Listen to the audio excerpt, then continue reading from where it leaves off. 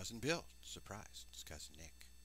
And tonight we will be reading from The Raven by Edgar Allan Poe.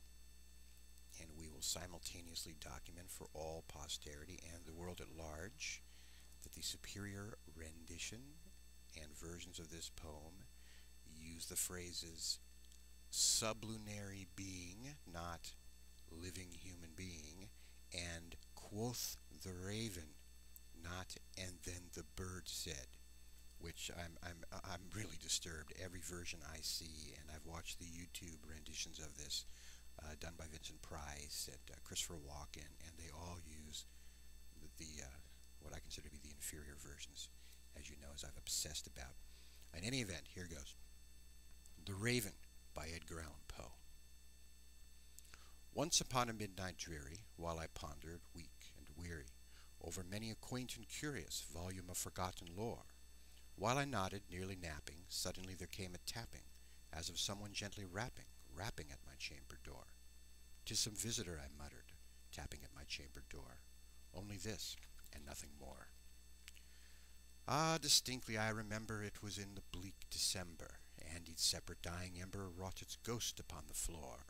Eagerly I wished the morrow, vainly I had tried to borrow from my books surcease of sorrow, sorrow for the lost Lenore, for the rare and radiant maiden whom the angels name Lenore, nameless here forevermore. And the silken, sad, uncertain rustling of each purple curtain thrilled me, filled me with fantastic terrors never felt before, so that now, to still the beating of my heart, I stood repeating, "'Tis some visitor entreating entrance at my chamber door, some late visitor entreating entrance at my chamber door.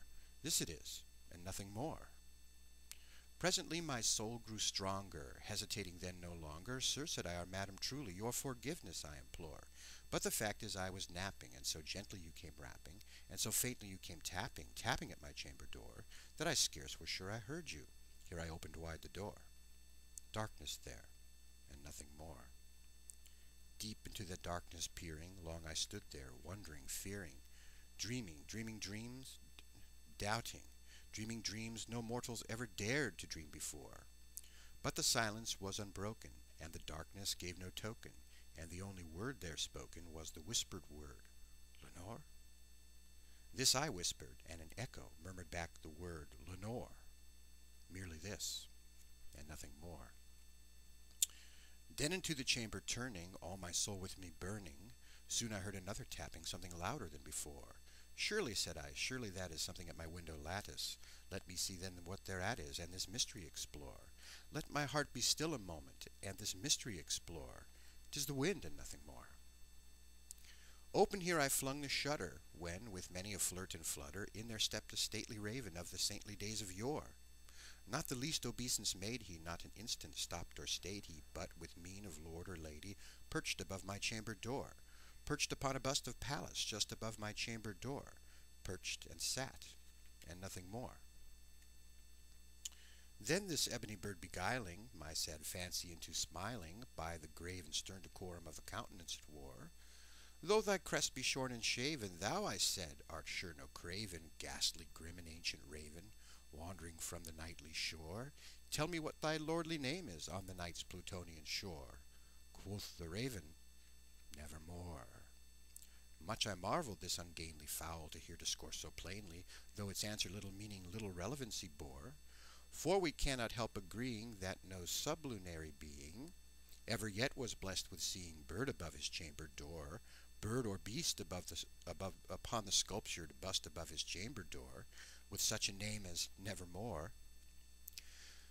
But the raven, sitting lonely on that placid bust, spoke only that one word, as if his soul in that one word he did outpour.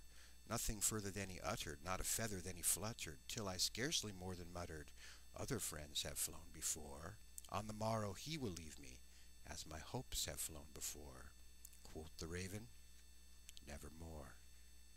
Startled at the stillness broken by reply so aptly spoken, doubtless, said I, "What it utters is its only stock and store, caught from some unhappy master, whom unmerciful disaster followed fast and followed faster, till his songs one burden bore, till the dirges of his hope that melancholy burden bore, of never, nevermore."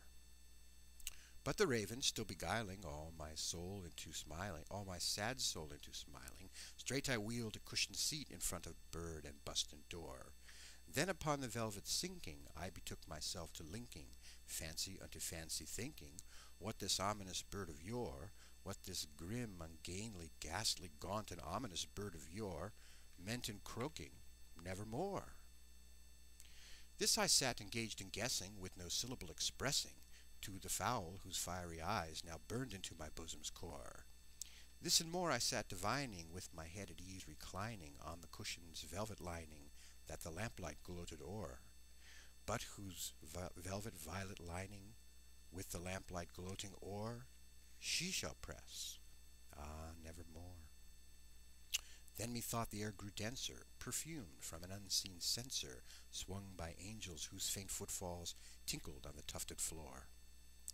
Wretch, I cried, thy God hath lent thee, by these angels he hath sent thee, respite, respite, and nepenthe from thy memories of Lenore. Let me quaff this kind nepenthe, and forget this lost Lenore. Quoth the raven, nevermore. Prophet, said I, thing of evil, prophet still, if bird or devil, whether tempter sent, or whether tempest tossed thee here ashore. Desolate, yet all undaunted, on this desert land enchanted, on this home by horror haunted, tell me truly, I implore, is there balm in Gilead? Tell me, I implore. Quoth the raven, nevermore. Prophet, said I, thing of evil, prophet still, if bird or devil, by that heaven that bends above us, by that God we both adore, tell this soul with sorrow laden, if within the distant Aden it shall clasp a sainted maiden, whom the angels name Lenore, clasp a rare and radiant maiden, whom the angels name Lenore. Quoth the raven, nevermore. Be that word our sign of parting, bird or fiend, I shrieked upstarting, get thee back into the tempest and the night's Plutonian shore. Leave no black plume as a token of that lie thy soul hath spoken. Leave my loneliness unbroken. Quit the bust above my door. Take thy beak from out my heart, and take thy form from off my door. Quoth the raven, nevermore. And the raven, never flitting, still is sitting, on the pallid bust of Pallas just above my chamber door.